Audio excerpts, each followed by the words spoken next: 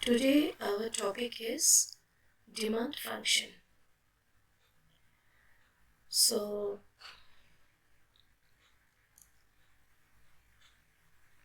if you are considering that,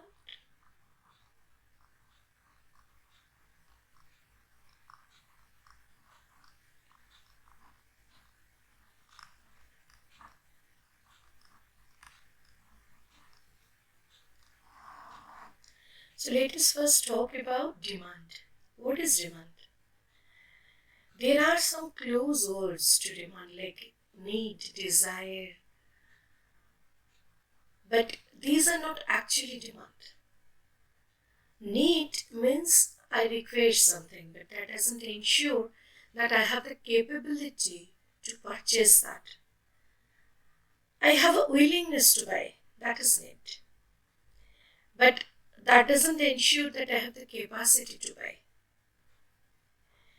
So, need is, that means it is required for me. Like a doctor, a car is required. But that doesn't mean doctor has the capacity to purchase the car. And desire is, actually it is not required. Just, I'm purchasing something because of my wish only. It's not a need for me. Like a farmer needs a car, luxury car. He desires for a car, a luxury car. He has the capacity to purchase the car, but it's not a need of the farmer. So, demand, actually it will merge both. Demand will merge both the things. One is willingness to buy and another one is purchasing capacity. So, in economics, by the term demand, we mean effective demand. Willingness along with purchasing capacity. So, two things will be there. One is willingness to buy, another one is purchasing capacity. Now, the thing is that whenever we are considering demand function, we are considering like this.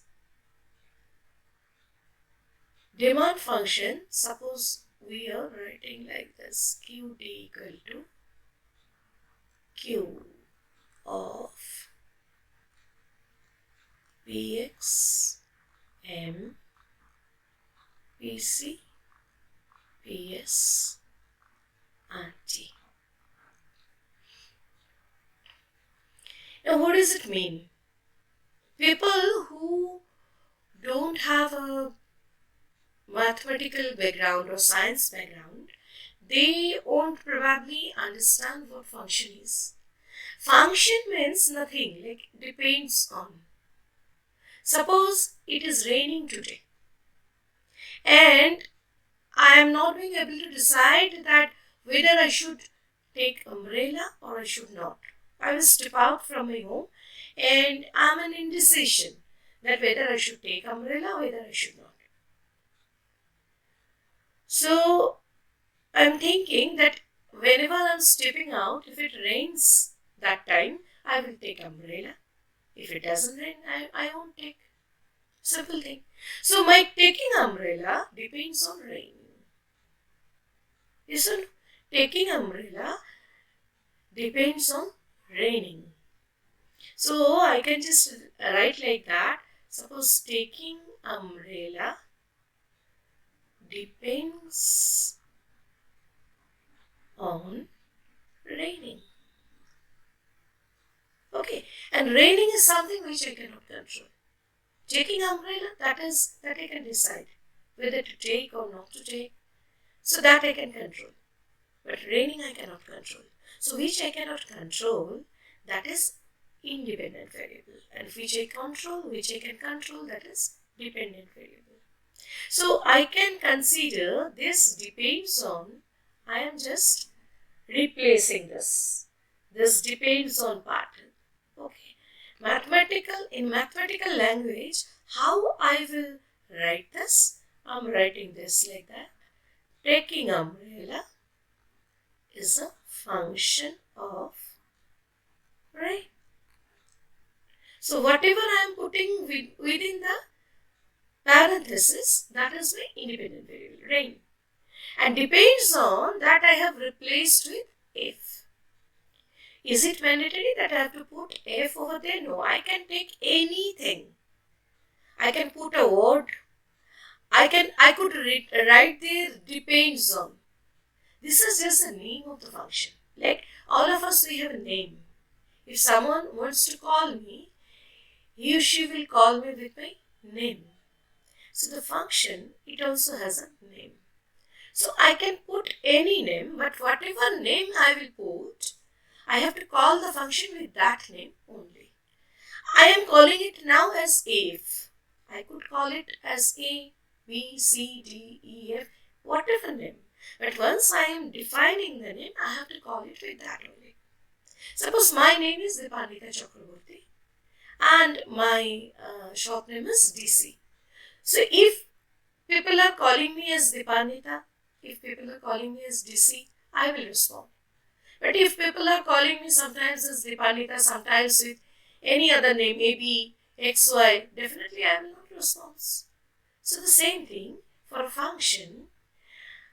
The function has a name. Once I'm assigning the name, I have to call the function with that particular name only. Okay. So that is there. Now, so here whenever we are talking about demand function, so it is a name. So now see, what is the QD? QD is what? Quantity demanded. That is how much quantity I am demanding, how much I want to purchase. Okay. So it depends on, so quantity demanded is what? Whatever will be in the left hand side, that is my dependent variable. So it is depending. So it depends on, see, 5 parameters. So whatever are the independent parameters, we have put it within the parenthesis as I said before. So what are the parameters? Px. Px is what? Price of the commodity. M. M is what? Income. So let me write it. So QD. QD is quantity demanded.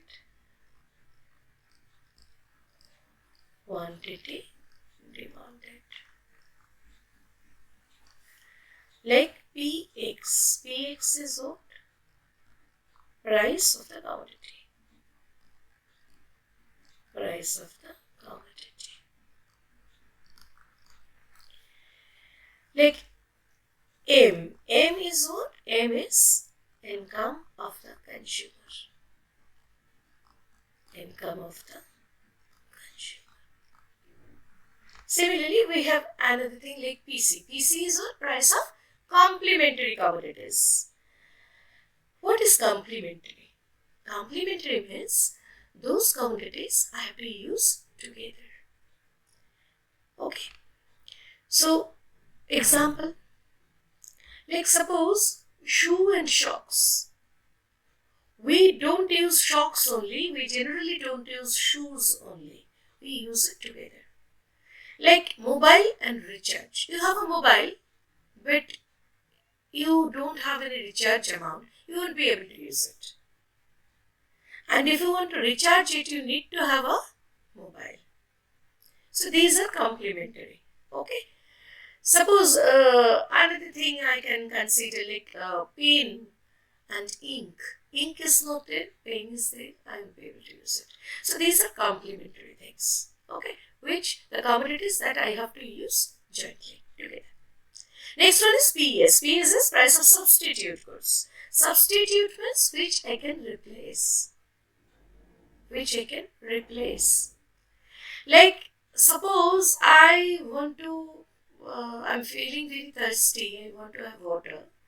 I generally prefer a particular brand water. I should not actually take any name of the brand, but suppose I am considering, suppose I prefer the taste of Kinley. But Kinley is not available. Bisleri is available. Okay. So I can take Bisleri. So these are what? These are actually substitute goods. Okay. So like suppose I am feeling cold, I want to have some tea. Tea is not available, I am having coffee. Or I want to have some coffee. Coffee is not available, I want to have tea. So these are substitute. Okay. stands for test. Test and preferences. Test and preferences, this is very important because what happens now whenever we are taking any purchasing decision, apart from everything, finally, taste plays a pivotal role. What I prefer, that is very important. But this taste and preferences are not constant over the time. It changes. And in a particular time also, taste is not a constant for all the consumers. No, it varies from person to person. Okay. So whatever I have said, and Q, what is Q? Q is the demand function. This Q is demand function. Okay. So is it mandatory that I have to put it over Q? No, I could put D, I could put F, anything, as I said before, that this is a function name that I have given. That I have to call it with Q only whenever I am referring this particular demand function. But I could give any other name that I could give. Okay. So now see, I'm repeating again. So what is it? That demand is effective demand, willingness along with purchasing capacity. This is the demand function, quantity demanded, depends on price of the commodity, income of the consumer, price of complementary goods, price of substitute goods, taste and preferences, and Q is the demand function. Now let us consider the relation between the dependent variable quantity demanded with each of the independent variable, like price of the commodity, income of the consumer, price of complementary good, price of substitute good, taste. Okay, individually we will consider. So for that,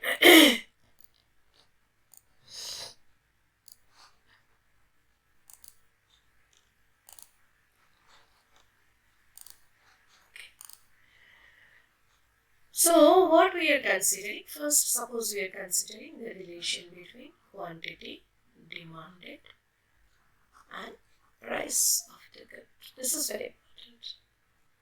We are saying that there is an inverse relationship between the two. That is, if price goes up, quantity comes down. If price comes down, quantity will go up. This is very common thing that we experience in our everyday life.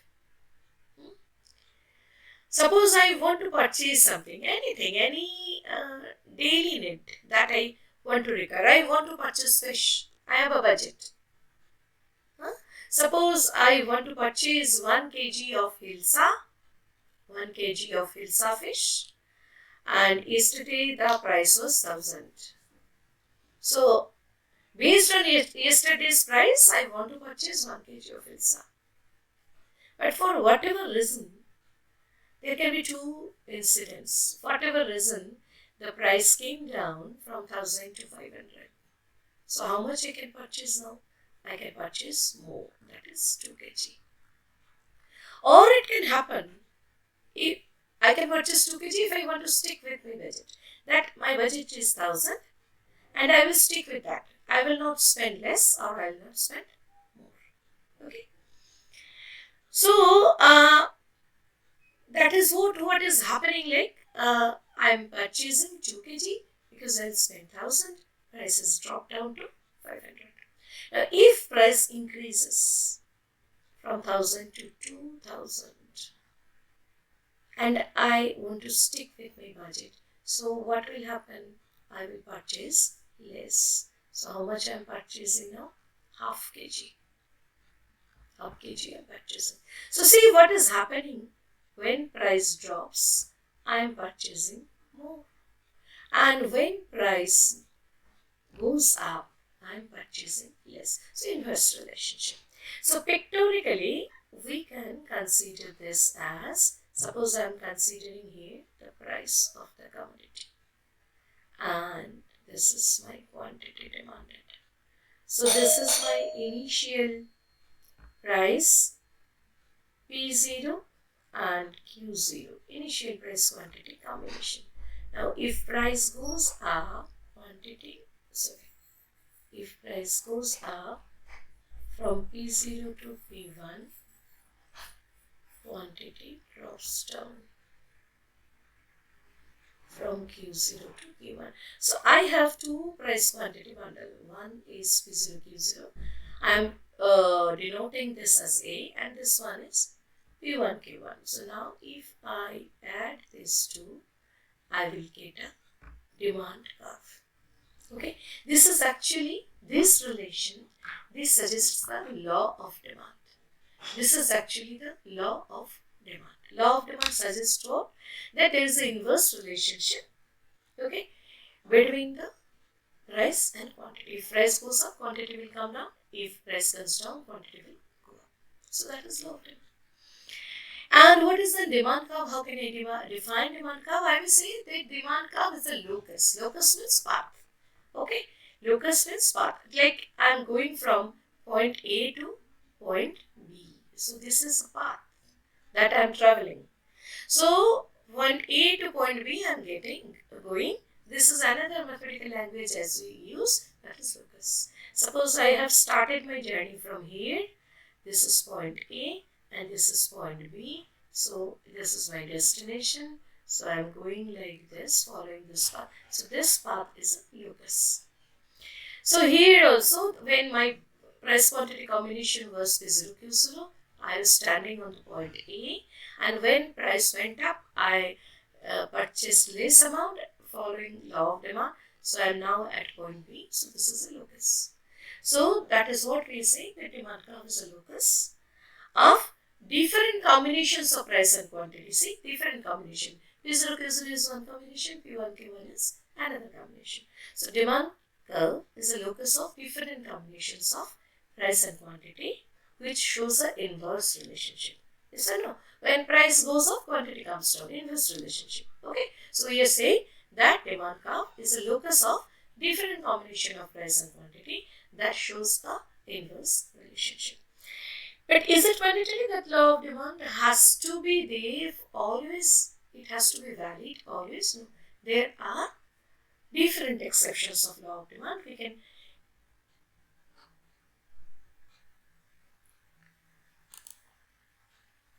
So now if we consider exceptions of law of demand, then there are a couple of exceptions where law of demand will not be valid. The first one that we can discuss is, that is essential commodities. Essential commodities doesn't obey law of demand.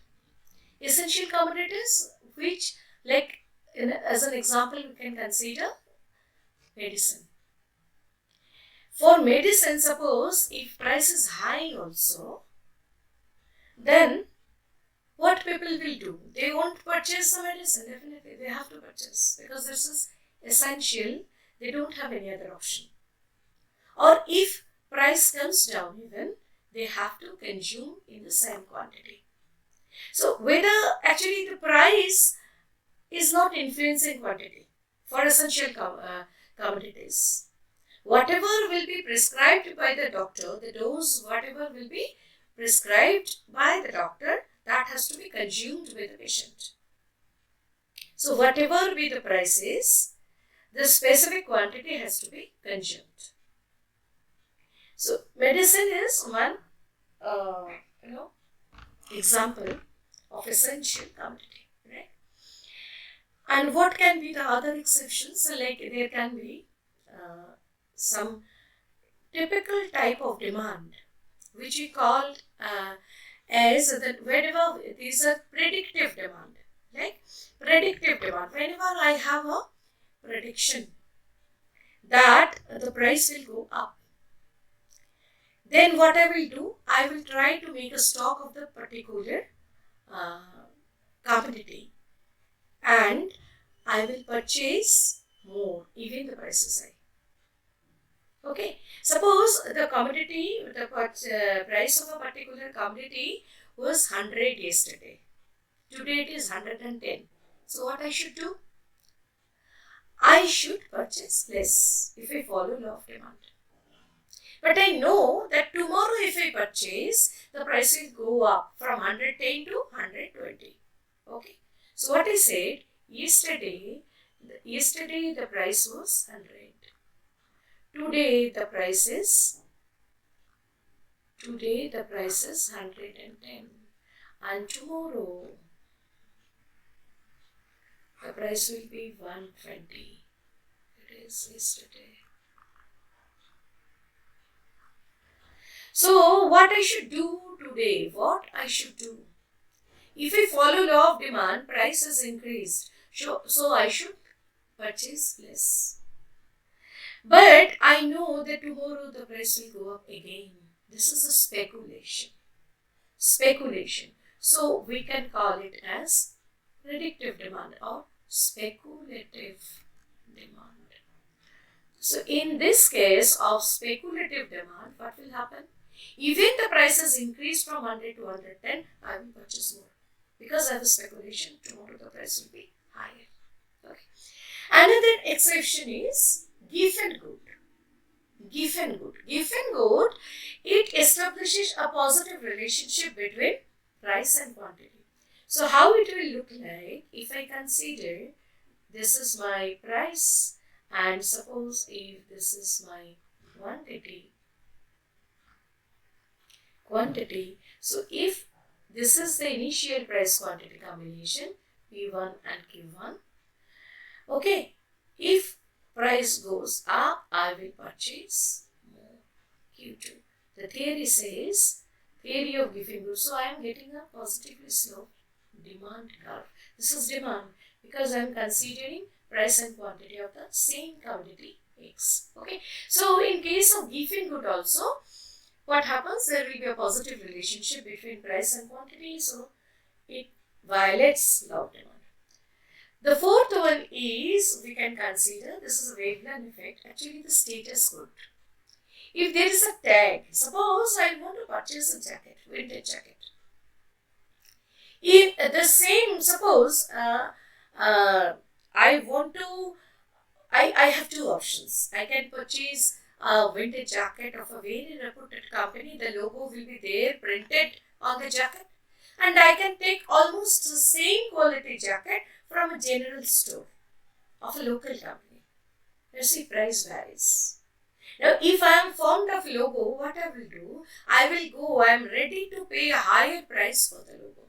That we do. Because that is a status symbol. Suppose I'm wearing an Adidas jacket. So that is a status symbol. That I always use branded product. And I'm paying for that. I'm paying more for that. So for status symbol, with vintage jacket, if I am going for a local vintage jacket, that will also fulfill my need. Okay, what is the need? My requirement is in winter I have to keep myself warm. So a local jacket will do the same. But still, I want to go for more comfort. I want to go for a good brand. And I can pay for that. So that is my status symbol. Okay, these are some Veblen effects that happen. Okay, so these are the examples of exceptions of law of demand. Where law of demand, some example, there are a few more. So I have given you some examples. I have given some example of law of demand, exceptions of law of demand where law of demand doesn't work, right? So in the next lecture, we can consider the relationship